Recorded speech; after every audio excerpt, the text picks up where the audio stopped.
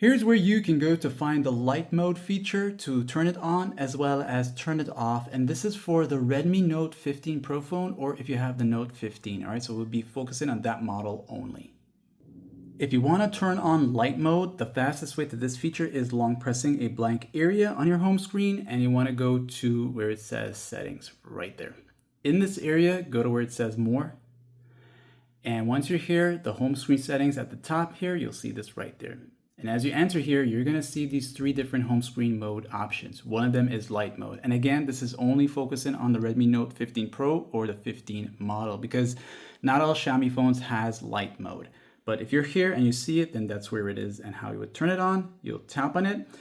This will show this here. And when you go to your home screen, you'll notice your icons are big like this here. Everything is just easier to read.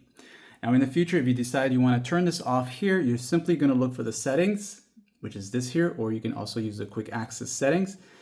And you'll notice to the top, there is light mode is on. So when you see that, you'll tap on it and you'll be taken here. And you simply just want to turn it off. And of course, when you do that, it's going to restore it back to the last previous set settings. So if it's with the app drawer, you'll get back your app drawer. All right. And that's it. Like and sub.